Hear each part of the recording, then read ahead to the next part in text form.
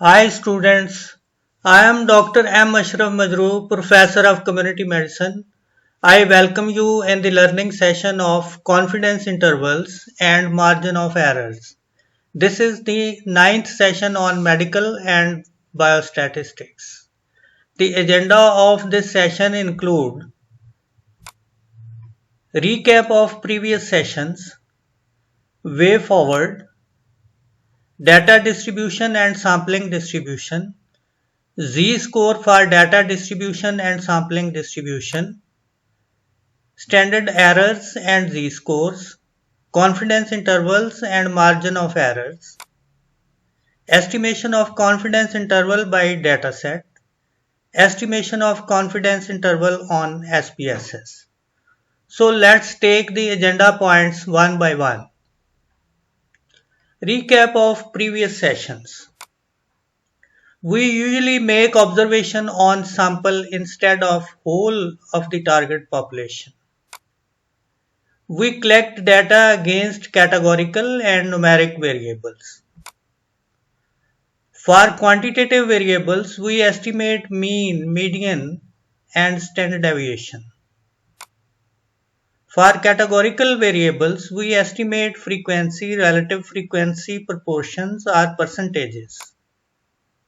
Sample estimates like mean, proportion, correlation follows the standard normal distribution if estimated from fairly large sample, say more than 30 observations. We can estimate deviation of sample estimate from true population parameters by standard errors, like standard error of the mean, standard error of the proportion, standard error of the correlation and regression, etc. What is the way forward? Let's think. Sample-based estimation are deviating from the parameters by standard errors. Can we use standard errors to set critical boundaries for statistical decision making? The answer is yes, we can use standard errors to set the boundaries for statistical decision making. What should be the margin of error in decisions? We are concentrating in this presentation on this, and also what should be the confidence limits for statistical decision making. This is our topic of discussion. The flashpoint is from our previous learning, the statistical summaries, means, rates, ratio, proportion of the random samples will follow the standard normal distribution, and the probabilities are predictable under the empirical rules, provided the difference of sample estimates from true parameter is standardized in terms of z-score. The z-score is equal to sample mean minus population mean divided by standard error of the mean, and it is also expressed as x bar minus mu divided by sigma. Data distribution and sampling distribution. Data distribution is usually confused with another distribution, that is the sampling distribution. Although both types of distribution have the same shape and follows the same empirical rule of probability, but conceptually and statistically they are different estimates. Let's compare the data distribution and sampling distribution. If we talk about the data distribution is the frequency distribution of individual data points in the original data set. On the other hand, sampling distribution is assumption based. If repeated samples are taken from target population, their summaries, mean, proportions will follow the standard normal distribution curve. In data distribution, may be skewed or normally distributed, but this is the assumption base, and the assumption is through the central limit theorem, and it is normally distributed. In case of data distribution, deviation of individual value x from the sample mean is the standard deviation. In case of sampling distribution, deviation of the sample mean x bar from the true population mean is the standard error of the mean. And the statistical notation for standard deviation, as already have been described, under root sigma x minus x bar square over n minus 1. On the other hand, in sampling distribution, the standard error of the mean is the standard deviation divided by n under root. Z-score for the observed value is x minus x bar divided by standard deviation. In case of sampling distribution, Z-score of the sample mean Zx bar is equal to x minus mu divided by standard error. So these are the basic differences of data distribution and sampling distribution. Sampling distribution is used to estimate the population parameters, while the data distribution is used to locate the individual values in the original data set. If we talk about the z-score of the data distribution, this indicates how many standard deviation an observed value is located from the sample mean x bar on positive or negative side. Z-score 0 mean observed value exactly located at the center, that is, it is equal to mean. Zx is equal to x minus x bar divided by standard deviation. Z-score is used to predict the probability of observed value in the dataset, fitting the data into normal distribution. If we talk about the Z-score for sampling distribution, this indicates how many standard errors a sample mean x bar is deviating from the true population mean mu. The statistical expression for z-score is zx bar is equal to x bar minus mu divided by standard error of the mean. Z-score is used to predict the probability of sample mean x bar of a random sample fitting the data into standard normal distribution curve based on the assumption of the sampling distribution of the mean. The illustration is indicating the sampling distribution of the mean, where repeated samples from the same population are taken and their means x1, x2, x3, x4 and so on, they are following the normal distribution. So under this assumption, the z-score for sampling distribution will be used to estimate the population parameters.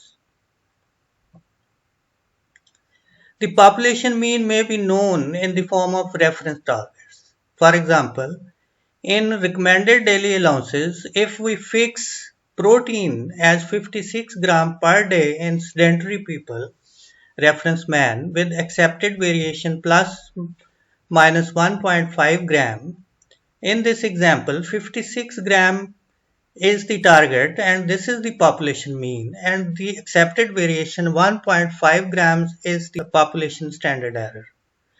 Or it may be unknown. The population mean may be unknown. In case of unknown means, the standard error is used to determine the confidence limits of the population mean mu. Z-score for sample statistics. If we talk about the z-score for the sample statistics, z-score are based on the sample estimates and the standard errors. The standard error are specific to the sample estimates. If we estimate the mean, then it will be standard error of the mean. If we estimate the proportion, then it will be standard error of the proportion. If we estimate the difference between two proportions, then it will be standard error of the difference between two proportions. If we estimate the difference between two means, then it will be standard error of the difference between two means. If we estimate the correlation coefficient, then it will be the standard error of correlation coefficient. And these are the statistical expression and formula for the standard errors. The z-score, as we have to estimate how many standard errors the sample mean is deviating from the true population mean. So The difference of sample mean and the true population mean is divided by the standard error, respective standard error.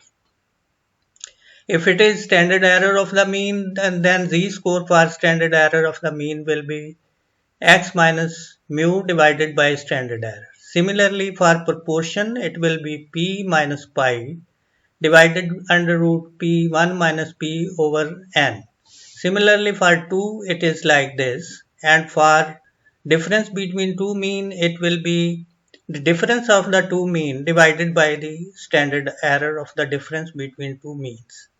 And for correlation coefficient, the correlation of the sample minus correlation of the population divided by the standard error of the correlation coefficient.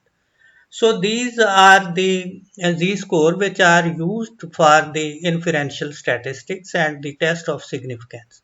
And they are very useful parameters to estimate the confidence and the margin of errors. Empirical rule and the probability points. The probability of sample distribution are fixed in the distance of sample mean from the population mean, mu, in standardized terms, z-score. Most of the area lies between -3 +3 z-scores.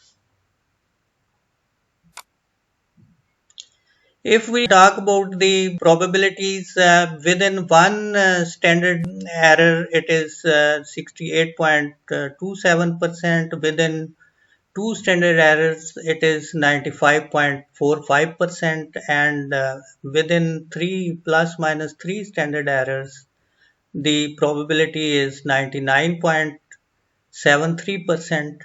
And for exactly 95%, it will be plus minus 1.96, and at 0 the probability is 0.5. So these are the empirical rule. We will use these rules to estimate the confidence limits and the margin of errors. The confidence interval and the margin of errors. Confidence interval measures the degree of uncertainty or certainty in the sample estimate relative to the parameters. Standard errors are used to estimate the confidence interval and the confidence limits. They can take any number of probability limits for certainty or uncertainty, 50% like 90%, 95% and 99%. If we have certainty level 50%, then uncertainty will be 50%. If certainty is 90%, uncertainty will be 10%. If probability of certainty is 95%, the uncertainty will be 5%. If certainty is 99%, then the uncertainty will be 1%. So that is the accepted uncertainty. They are most often constructed by using confidence level of 95% or 99%. So the margin of error of confidence interval, here we see we determine the population mean by the sample mean by adjusting the error. So x bar minus plus z into standard error will give us the margin of error, where mu is the population mean and x bar is the sample mean. Z is the desired margin of error for confidence. For 68.2%, it is plus minus 1z. For 95.4%, it is plus minus 2z. For 99.7%, it is minus plus 3z. And for exactly 95%, it is 1.9 plus minus z. S is the standard deviation and n is the sample size. So this formula will be used to estimate the margin of error and the confidence. So confidence interval options. Situation 1. If we subtract and add one z-score standard error in sample mean, there is 68% probability that parametric mean mu lies between plus minus 1 z area under standard normal distribution curve. And for 68% confidence limits are x bar minus plus 1 z into standard error. In situation 2, if we subtract and add 2 z-score in sample mean, there is 95.45% probability that parametric mean mu lies between plus minus 2z area under standard normal distribution. And so for 95.45% confidence limits are x plus minus 2z into standard error. Situation 3, if we subtract and add 1.96 z-score in sample mean, there is 95% probability that parametric mean mu lies between minus plus 1.96 area under standard normal distribution curve. So the 95% confidence limits are x bar minus plus 1.96 z are standard error. Estimation of 95% confidence limit and the interval from the dataset. Let's consider an example of average heights. Height of 40 randomly chosen men were measured and mean height was 175 cm with standard deviation minus plus 20. So in this example, number of observations are 40, n is equal to 40 and mean x bar is equal to 175 and standard deviation 20, and from standard deviation the estimated standard error of the mean is 3.16 cm. For 95% z value is 1.96. So here we can estimate the 95% confidence limits. As we know, this is the margin of error. And for 95% confidence limits, the margin of error is 175 minus plus 1.96 into standard error is equal to 6.2 centimeters. So this is the margin of error. And if we subtract from the population mean, it will give us 168.8 centimeters. This is the lower bound of the confidence interval. And for upper bound, we will plus 6.2 centimeter and it will give us 181.2 centimeter. So these are the confidence limits, upper and lower confidence limits. And hence the 95% confidence interval is from 168.8 centimeter to 181.2 centimeter. This is the confidence interval. So if we increase the margin of error, then we will increase the confidence limits. The other confidence limits include 68.2 confidence limit estimation and the margin of error is plus minus 1z, and this is 3.16 centimeter, and the lower limit is minus 3.16 centimeter and it is 171.84, and the upper limit is by adding 3.16 it is 178.16 centimeters. So the 68.2% confidence interval is equal to 171.8 to 178.2 centimeter. Similarly, 99.7% confidence limit estimation, the margin of error will be 175 minus plus 3z, and this will be equal to 9.5 centimeter as estimated from the data. And by subtracting, we get the lower limit, which is the 166.5 centimeter, and the upper limit is 184.5 centimeter by adding 9.5 centimeter. So 99.7% confidence limits are 165.5 to 184.5 centimeters. So this is the estimation of confidence limits from the dataset. As a conclusion, the standard error indicates how much sample estimates are deviating from the true population estimates. It is directly proportional to the individual variation in the dataset and inversely proportional to the square root of the sample size. On the other hand, Persian is inversely related to the standard error. When the standard error is small, sample estimates are more precise, closer to the parameters. When the standard error is large, sample estimates are less precise. Confidence limits indicates how much error we can tolerate to determine the probability of parametric estimates in the domains of sampling distribution. If we increase the confidence limits, the margin of error have to be increased. For example, margin of error for 99.7% is plus minus 3z.